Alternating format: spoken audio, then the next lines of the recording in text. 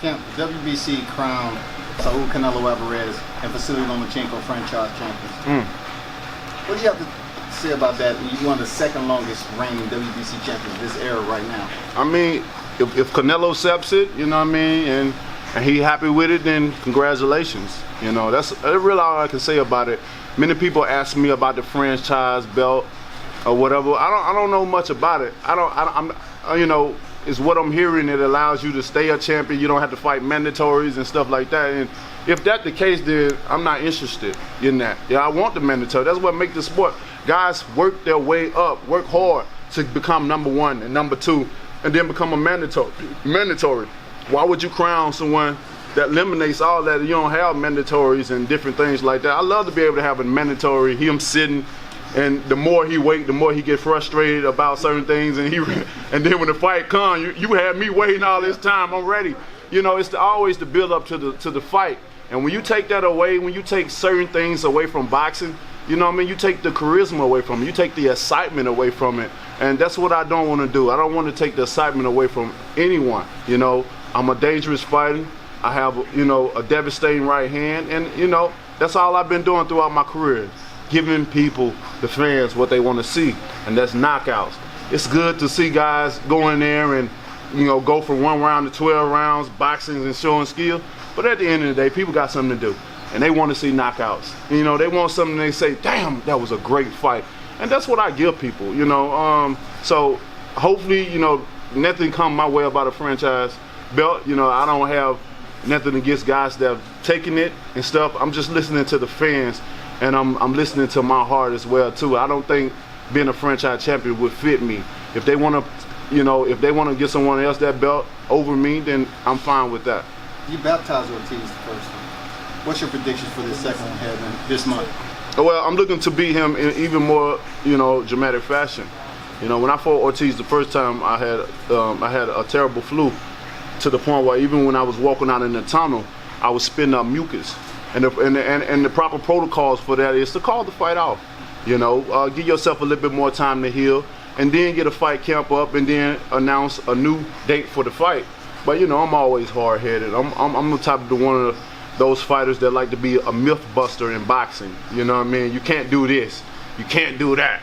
You can't do this. You can't. And you know, I like to prove people wrong, and I have many times. And a lot of things that we say that a boxer don't supposed to do, you know what I mean? I does it, and just to see. And I do it on a high level. You know what I mean? One day I say I'm gonna write a book, and I'm gonna tell you all the things that I've done in my career that, you know, that is not of a fighter to do. And as you can see, I still knock guys out. Deontay, this is Pedro Justice from I Am on Sports TV. What's up, baby? I'm doing good, man. I'm doing good. What can you do on November 23rd to show Luis Ortiz and the whole boxing world that you're the baddest man on the planet? That's right. One thing I can do is like he said before, he'd rather have been stressed out. And that's what I'm planning to do, is stretch him out. Plain and simple. What round? You know, I have never been good with predictions. You know what I mean? I go in and do my thing, but you know, my energy leans to, you know, my energy leans to what? Just be careful in the first round. I'm a type of fighter that you can't blink. You're on the edge of your seat. You can't go to the bathroom. You can't look down. You can't drop your cell phone. You can't be late. You can't go to the concession stand. Nor will you go get those last piece of wings, because you're gonna be the one that said what happened. I'm just that type of fighter. I'm a type of fighter that you even stand up the whole time. I seen people in the first Ortiz going back looking at standing up the whole time looking, because I'm a type of fighter that you don't know what's gonna happen. You know it's coming, you just don't know when. Right. Deontay, a lot of fighters of your stature at this point in their career would probably be living in LA or doing camp in Vegas or in one of the bigger cities. What keeps you here in Alabama, in your home state? In general, what keeps you? You said it. My home state. It's you know, I get so much peace here. You know what I mean? So much. It just, yeah, I mean, peace is very important to me. You know, I get my serenity here. I get a lot of love here. You know what I mean? I stay out right on top of the mountains of the lake. I got an island that I stay on, and it's beautiful. You know what I mean? I love being here, feeling the energy of the people, feeling the energy of the air. You know, and it's one of those things that I made it here. Why move? Why go anywhere else? After the Olympics, I had so many people try to draw me away from here. Oh, this country plays it. But, you know, it's all up inside of how you feel, you know. So many people don't even know what real peace is because they always moving. They always have to go. And even when they get a little bit of time to themselves, they don't know how to evaluate it and use it.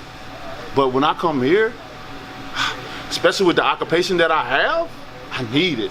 I need to be able to have something to release when things have gotten so complicated and hectic for me. I need somewhere to go where I can just sit amongst the stars. I tell people all the time, where I live at, I have a place, an open mic I have an open mic to the universe, and the stars and the moons is my witness. You know what I mean? I'm able to, man, it's just peaceful. You know? Are your neighbors like used to you at this point? Heavyweight champion of the world, Deontay Wilder walking his dog, or? Like I said, I live on an island, so I only have one neighbor. And she a mile away down. You know what I mean? And her name Miss Lisa. She's from Germany, and she swims still. You know, in the lake back and forth. She's been in tremendous shape, and she motivates me. When I see her, I'm motivated because this woman is probably about in her 80s, probably early 90s.